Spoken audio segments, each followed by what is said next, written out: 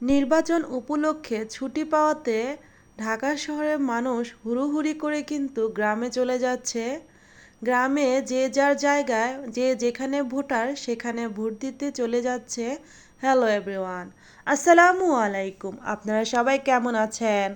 আশা করি সবাই সুস্থ আছেন, ভালো আছেন। আল্লাহর অশেষ রহমতে আমরাও ভালো আছি আলহামদুলিল্লাহ। যে প্রিয় প্রিয় আপু ও ভাইয়ারা দেশ এবং দেশের বাইরে থেকে আমার ভিডিওটা দেখতে শুরু করেছেন, প্লিজ একটা লাইক দিয়ে পুরোটা ভিডিও কন্টিনিউ করবেন।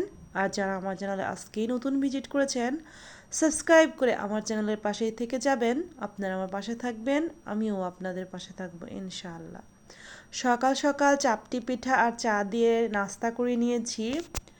আর এখানে মুদাসিরের বাবা বাজার থেকে বড়ই নিয়ে এসেছিল, মিষ্টি বড়ই। তো আমি কিন্তু টক বড়ইটা খেতে বেশি পছন্দ করি, কিন্তু মুদাসিরের বাবা আর মুদাসির এই মিষ্টি বড়ইটা বেশি পছন্দ করে। তো তারা বাবা ছেলে একরকম আর আমি কিন্তু আরেক রকম। তো বাবা ছেলের জন্য এখন এই মিষ্টি বড়িটা আমি ভালো করে ধুয়ে নিচ্ছি। রোজার কিন্তু আর বেশি দেরি নেই। রোজাকে সামনে রেখে রোজার আগেই আরএফএল-এর বেস্ট বাই থেকে সংসারের জন্য প্রয়োজনীয় কিছু কেনাকাটা করেছি। আসলে রমজান মাস আসলে যতই ঘরে অনেক কিছু থাকুক, তারপরও কেন জানি না অনেক কিছু প্রয়োজন হয়ে যায়। তাই প্রয়োজনীয়তার কথা চিন্তা করে ছেলেকে নিয়ে আরএফএল-এর বেস্ট বাই থেকে কিছু কেনাকাটা করব এবং কি কি কেনাকাটা করব সেগুলো কিন্তু আপনাদের সাথে শেয়ার করব। আশা করি পুরোটা ভিডিও আপনাদের খুব ভালো লাগবে। ভালো লাগলে পুরোটা ভিডিওতে আপনারা আমার সাথেই থাকবেন। আপনাদের সাথে কথা বলতে বলতে আমি বড়িগুলো ওয়াশ করে নিচ্ছি। আমার কিন্তু আজকে ঠান্ডা লেগেছে, তো আমার ভয়েস শুনতে কেমন শোনা যাচ্ছে আমি জানি না, তবে আজকে ঠান্ডা লাগছে, ভয়েস ওভার দিতে কিন্তু একটু খারাপই লাগছে। তো ভিডিওর প্রথমে যে নির্বাচনের কথা বললাম, এখন সেই বিষয়ে কিছু কথা বলি। তো মুদাসির আর আমি একটু বাইরে গিয়েছিলাম, যেটা আপনাদের সাথে একটু পরে শেয়ার করব। তো সে বাহিরে এত ভিড় কি বলবো, মানে সব ঢাকা শহরের মানুষ আমার মনে হচ্ছে যে হুড়োহুড়ি করে দেশে চলে যাচ্ছে। তো গাড়ির ভিতরে দেখলাম কোনো অংশে কোনো ফাঁকা জায়গা নেই, আর অনেকে গাড়িও পাচ্ছে না, এভাবে জায়গায় জায়গায় মানে ব্যাগ নিয়ে বসে আছে নির্বাচনে। যার যার বাড়িতে যাবে হয় ভোট দিতে, আর ছুটি যেহেতু পেয়েছে প্রিয়জনের সাথে সময় কাটানোর জন্য, যার যার আপনজনের সাথে। তো এইদিকে আপনাদের সাথে কথা বলতে বলতে আমি বড়িগুলো ধুয়ে নিয়ে এসেছি, আর মুদাসিরের বাবা আজকে পাবদা মাছ নিয়ে এসেছে। তো পাবদা মাছগুলো এখন আমি অফ ক্যামেরায় কেটে নিব। তো নির্বাচনের জন্য কিন্তু সব জায়গায় প্রচণ্ড ভিড়, আর কেমন যেন একটা থমথমে পরিস্থিতি সব জায়গায়। তো রিক্সা দিয়ে যখন আমি আর মুদাসির যাচ্ছিলাম, তো আমাদের একটু কেমন যেন অন্যরকম পরিবেশ মনে হচ্ছিল। থমথমে একটা পরিবেশ, থমথমে বলতে কেমন যেন ভীতিকর, আবার কেমন যেন স্তব্ধ। তো আমরা দেশে যাব না, মুদাসিরের বাবা যেহেতু ঢাকার ভোটার, তো ঢাকায় কিন্তু মুদাসিরের বাবা ভোট দেবে। তো এই জন্য কিন্তু আমাদের আর দেশে যাওয়া হবে না। আর বলতে গেলে মুদাসির বাবা যেহেতু সরকারি কোনো চাকরিজীবী না, যেহেতু মুদাসির বাবা বিজনেস করে, যেহেতু আমাদের নিজস্ব দোকান নিজস্ব কাজ, তো সেক্ষেত্রে কিন্তু আমাদের কোনো ছুটিও নেই, কোনো বন্ধও নেই। তো এদিকে নির্বাচনের কথা আরেকটু বলি। নির্বাচনে কে জয়ী হবে কে জয়ী হবে না, যেই জয়ী হোক, আমি মনে করি দেশটা সুষ্ঠুভাবে পরিচালনা করুক, দেশটা সুষ্ঠুভাবে চলুক, এটাই কিন্তু আমরা সাধারণ জনগণ চাই। আমরা যেহেতু কোনো দল করি না, তাই নির্বাচনে যেই জয়ী হোক, দেশ সুষ্ঠুভাবে চলুক, দেশ ভালোভাবে চলুক, দেশ ভালো থাকুক। আর দেশ ভালো থাকলে দেশের মানুষও ভালো থাকবে। তো আমরা কিন্তু সেটাই চাই। আর এদিকে আপনাদের সাথে কথা বলতে বলতে আমি কিন্তু পেঁয়াজ ভেজে এখানে মশলা দিয়ে এখন মশলাটা কষিয়ে নিচ্ছি।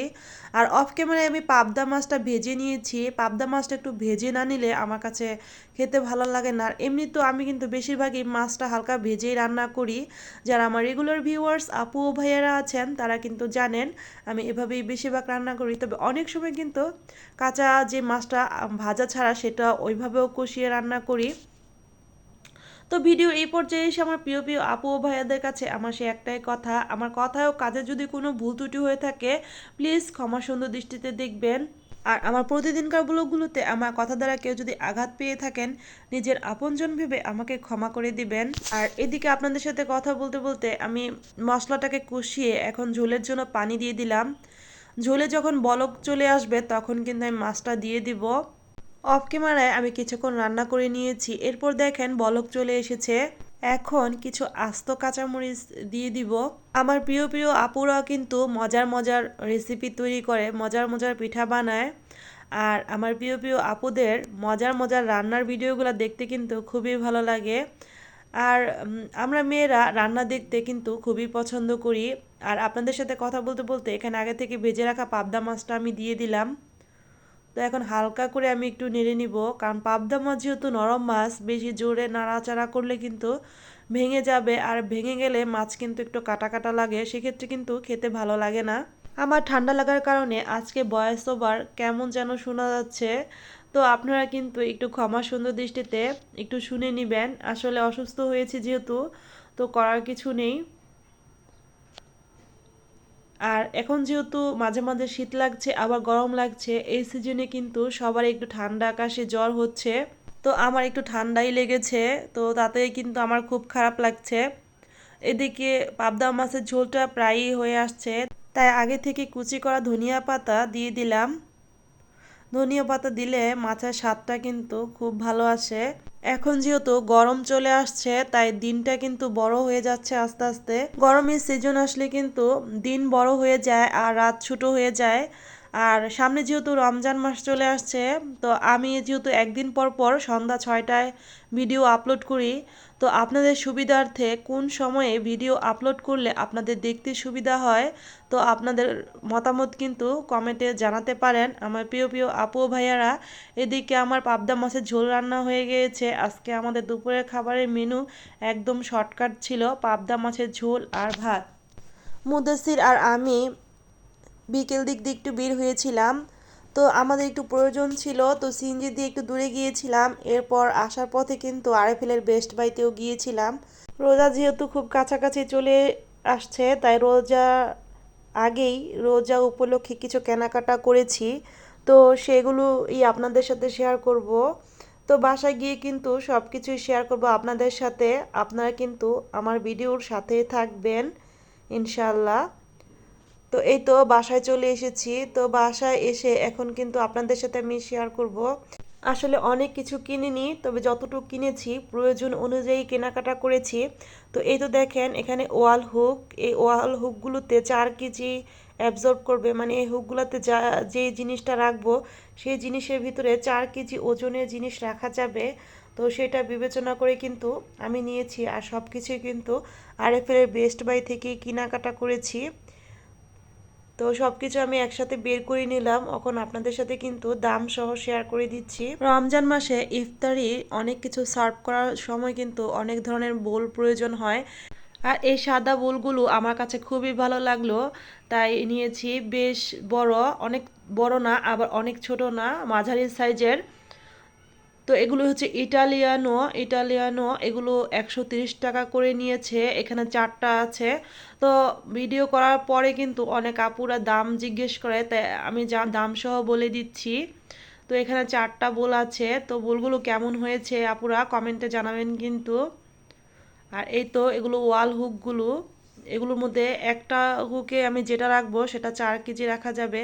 যেহেতু ট্রাইস করা ওয়াল, সেক্ষেত্রে কিন্তু ডিল করা খুব কষ্ট, এই হুকগুলো থাকলে কিছু রাখতে সুবিধা হয়। আর এখানে 350 টাকা নিয়েছে। এটা এটা ভীম লিকুইড রাখার জন্য এটা কিনেছি। আর এইখানে এই বাতিটা আমার কাছে খুবই ভালো লেগেছে। এই বাতিগুলো আমার অনেক দিনকার শখ, তবে পাচ্ছিলাম না, তবে আজকে যেই কিন্তু আরএফএলের বেস্ট বাইতে পেয়ে গিয়েছি, তাই শখের জিনিসটাও কিনে নিলাম।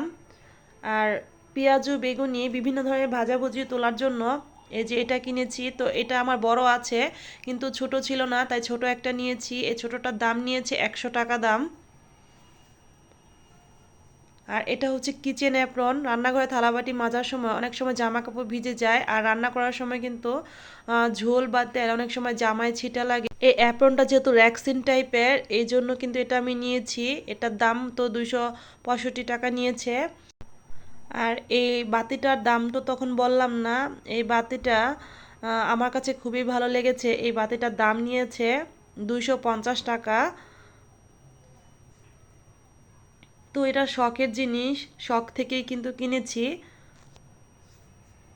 খুবই ভালো লেগেছে এই বাতিটা আমার। এই বাতিগুলো সাদা রং আর কালোর মধ্যেও আছে। আমার কাছে এই সোনালী কালারটাই ভালো লাগলো। আর আপনাদের কাছে কেমন লাগলো আমার কেনাকাটাগুলো কমেন্টে জানাতে কিন্তু ভুলবেন না প্রিয় প্রিয় আপু ও ভাইয়ারা। আপনাদের সাথে কথা বলতে বলতে আমি ভিডিওর একদম শেষ প্রান্তেই চলে এসেছি। তো সবাই ভালো থাকবেন, সুস্থ থাকবেন, 5 ওয়াক্ত নামাজ আদায় করবেন, আমাদের জন্য দোয়া করবেন, আমরাও আপনাদের জন্য অনেক অনেক দোয়া করব। আসসালামু আলাইকুম, আল্লাহ হাফিজ।